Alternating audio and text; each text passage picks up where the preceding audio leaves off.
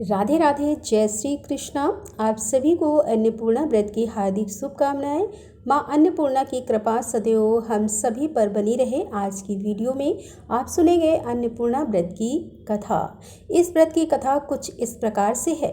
एक समय की बात है, काशी में धनंजय नाम का एक व्यक्ति रहता था। उसकी पत्नी का नाम सुलक्षणा। वैसे तो उसे हर प्रकार का सुख प्राप्त था, लेकिन निर्धनता यानी कि गरीबी ही उसके दुख का कारण थी। अब यह दुख उसे हर समय सताता रहता था। एक दिन सुलक्षणा अपने पति से बोली कि स्वामी, आप कुछ उद्यम करो तो काम चले। इस प्रकार कब तक काम चलेगा? सुलक्षणा की बात धनंजय के मन में बैठ गई और वह उसी दिन विश्वनाथ शंकर जी को प्रसन्न करने के लिए बैठ गया और कहने लगा कि हे देवादिदेव, हे विश्वेश्वर, मुझे पूजा पाठ कुछ आता नहीं है, केवल तुम्हारे भरोसे बैठा हूँ।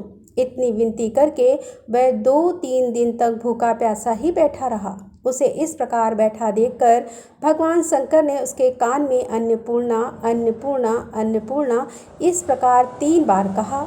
यह कौन है और क्या कह गया? इसी सोच में धनंजय पड़ गया। मंदिर से आते ब्राह्मणों को देखकर पूछने लगा कि पंडित जी, अन्नपूर्णा कौन है? ब्राह्मणों ने कहा, तू अन्न छोड़कर बैठा है, सो तुझे अन्न की ही बात सूझ रही है। जा घर जाकर अन्न ग्रहण कर। धनंजय घर गया और सारी बातें उसने अपनी स्त्री से कहा। वह बोली, हे नाथ, चिंता मत करो, स्वयं शंकर जी ने यह मंत्र दिया है, वे स्वयं ही खुलासा करेंगे। आप फिर जाकर उनकी आराधना करो। धनंजय फिर से जैसा का तैसा पूजा पर बैठ गया। अब रात्रि में शंकर जी ने आज्ञा दी, कहा कि तू पूर्व दिशा में चला जा। वह अन्नपूर्णा माता का नाम जपता जाता और रास्ते में फल खाता, झरनों का पानी पीता जाता। इस प्रकार कितने ही दिनों तक चलता ही रहा। वहां उसे चांदी की चमकती वन की शोभा देखने में आई और सुंदर सरोवर देखने में आया। उसके किनारे कितनी ही अप्सराएं झुंड बनाए बैठी थी। एक कथा कहती थी और बाकी सब माँ अन्नपूर्णा इस प्रकार बार बार कहती थी। यह अगहन मास की उजली रात थी और आज से ही व्रत का आरंभ था। जिस शब्द की खोज करने वह निकला था, वह उसे वहां सुनने को मिला। धनंजय ने उनके पास जाकर पूछा कि हे देवियों, आप यह क्या करती हो? तब उन सब ने कहा, हम सब माँ अन्नपूर्णा का व्रत करती हैं। अब धनंजय ने पूछा कि इस व्रत को करने से और पूजा करने से क्या होता है? इस व्रत को किसने किया और इस व्रत की विधि क्या है? यह व्रत किस प्रकार का है, कैसे किया जाए, यह सब आप मुझसे भी कहो। वे सब स्त्रियां कहने लगीं कि इस व्रत को कोई भी कर सकता है। 21 दिन तक यह व्रत किया जाता है और 21 दिन के लिए 21 गांठ का सूत लेना चाहिए। 21 दिन यदि ना बने तो एक दिन उपवास करें, वह भी ना बने तो केवल कथा सुनकर ही प्रसाद लें। निराहार रहकर कथा कहें। कथा सुनने वाले कोई ना मिले तो पीपल के पत्तों को रखकर सुपारी या घृत कुमारी अर्थात ग्यावर पाठ वृक्ष को सामने रखकर दीपक को साक्षी मानकर सूर्य, गाय, तुलसी या महादेव को बिना कथा सुनाए मुख में दाना न डालें और यदि भूल से कुछ पड़ जाए तो एक दिवस फिर से उपवास करें। व्रत के दिन क्रोध ना करें और झूठ ना बोलें। धनंजय बोला, इस व्रत को करने से क्या होगा? तब वे कहने लगी कि इसके करने से अंधों को नेत्र मिले, लूलों को हाथ मिले, निर्धन के घर धन आए, बाजों के संतान मिले, मूर्ख को विद्या आए। जो जिस कामना से व्रत करे, माँ उसकी हर इच्छा पूरी करती है। तब वह कहने लगा कि बहनों, मेरे पास भी धन नहीं है, विद्या नहीं है, कुछ भी तो नहीं है। मैं तो दुखिया ब्राह्मण हूँ, मुझे इस व्रत का सूत दोगी? तब स्त्रियाँ बोली, हाँ भाई, तेरा कल्याण हो, तुझे सूत दूंगी, ले इस व्रत का मंगल सूत ले। धनंजय ने व्रत किया। व्रत पूरा हुआ तभी सरोवर में से 21 खंड की स्वर्ण सीढ़ी हीरा मोती जड़ी हुई प्रकट हुई। धनंजय जय अन्नपूर्णा कहता जाता इस प्रकार कितनी ही सीढ़ियां उतर गया तो क्या देखता है कि करोड़ों सूर्य से प्रकाशमान अन्नपूर्णा माता का मंदिर है। उसके सामने स्वर्ण सिंहासन पर माता अन्नपूर्णा विराजमान है। सामने भिक्षा हेतु शंकर भगवान खड़े हैं। देवांगनाएं चवर डुलाती हैं, कितनी ही हथियार बांधे पहरा देती हैं। धनंजय दौड़कर जगदम्बा के चरणों में गिर पड़ा और देवी उसके मन का सारा कलेश जान गई। धनंजय कहने लगा, माता, आप तो अंतर्यामिनी हो, आपको अपनी दशा क्या बताऊं? माता बोली, मेरा व्रत किया है, तो जा, सारा संसार तेरा सत्कार करेगा। माता ने धनंजय की जीवा पर बीज मंत्र लिख दिया। अब तो उसके रोम रोम में विद्या प्रकट हो गई। इतने में क्या देखता है कि वह काशी विश्वनाथ के मंदिर में खड़ा है। माँ का वरदान लेकर धनंजय घर आया और सुलक्षणा से सब बात कही। माता जी की कृपा से उसके घर में संपत्ति उमड़ने लगी। छोटा सा घर बहुत बड़ा गिना जाने लगा।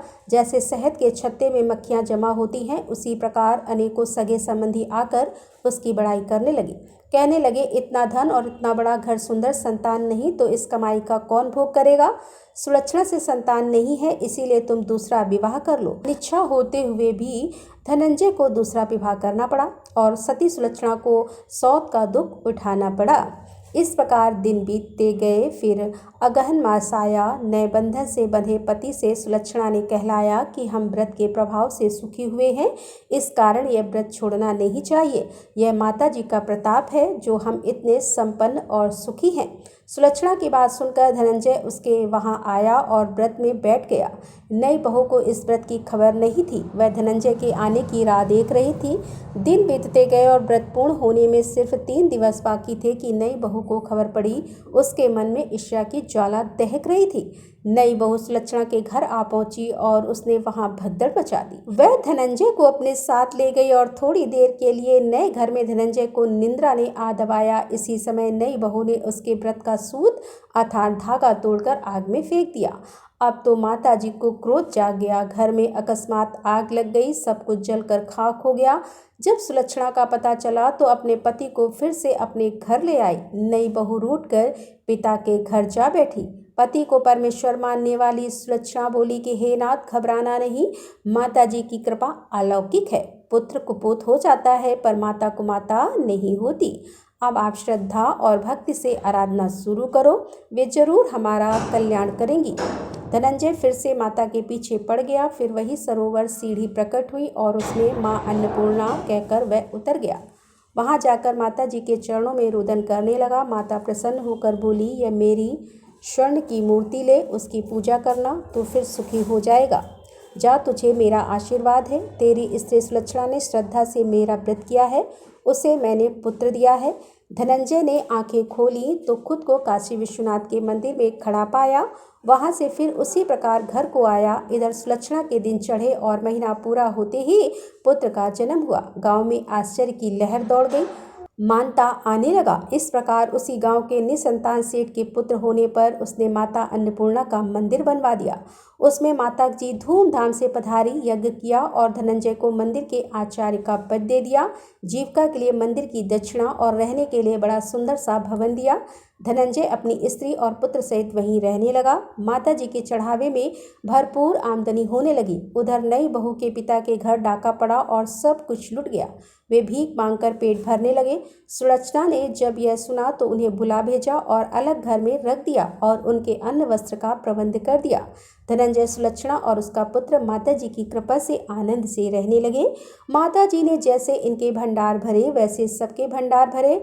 माता अन्नपूर्णा की दूसरी पौराणिक कथा के अनुसार एक बार पृथ्वी पर अन्न और जल का अकाल पड़ गया था। जमीन बंजर हो गई थी। समस्त संसार में जीवन संकट पैदा हो गया। लोग अन्न की कमी से भूखे मरने लगे। इस समस्या का समाधान करने के लिए सभी ने ब्रह्मा और विष्णु की पूजा अर्चना शुरू कर दी। हर जगह त्राही त्राही देखकर ऋषियों ने भी ब्रह्मलोक और वैकुंठ धाम में जाकर इस परेशानी का हल जानना चाहा। तमाम प्रयासों के बाद भी जब हल नहीं निकला तो सभी देवी देवता भगवान शिव की शरण में जा पहुँचे। तब इस समस्या से निवारण के लिए महादेव जी ने माता पार्वती के साथ पृथ्वी लोक का भ्रमण करने के लिए निकले। भगवान शिव ने पृथ्वीवासियों के लिए भिक्षु का रूप धरा और माता पार्वती माँ अन्नपूर्णा के रूप में पृथ्वी पर प्रकट हुई और समस्त संसार के कल्याण के लिए भगवान शिव ने माता पार्वती से अर्थात अन्नपूर्णा से भिक्षा में अन्न मांगा। यह अन्न और जल भोले भंडारी ने पृथ्वीवासियों में वितरित किया और लोगों के भरण पोषण का संकट खत्म हुआ। माता पार्वती जिस दिन मां अन्नपूर्णा के रूप में प्रकट हुई थी उस दिन मार्गशीर्ष मास की पूर्णिमा थी। तभी से इस दिन की देवी अन्नपूर्णा के अवतरण दिवस के रूप में मनाया जाता है। मां अन्नपूर्णा की तस्वीर में भगवान शिव भिक्षा मांगते हुए नजर आते हैं और देवी अन्नपूर्णा को अनंदा अर्थात शाकंभरी भी कहते हैं। अन्नपूर्णा जयंती मनाने का लक्ष्य लोगों को धन और धान्य का महत्व समझाना है। दोस्तों, उत्पन्ना एकादशी विषय में जानकारी चाहते हैं तो चैनल पर वीडियो अपलोड हो चुकी है, आप लोग देख सकते हैं। आज की वीडियो कैसी लगी कमेंट बॉक्स में ज़रूर बताइए। वीडियो अच्छी लगती हो तो लाइक ज़रूर किया कीजिए और शेयर भी ज़रूर किया कीजिए। और अगर आप चैनल पर पहली बार आए हैं तो चैनल को सब्सक्राइब ज़रूर करें। राधे राधे, जय श्री कृष्णा, हर हर महादेव, जय भोलेनाथ की।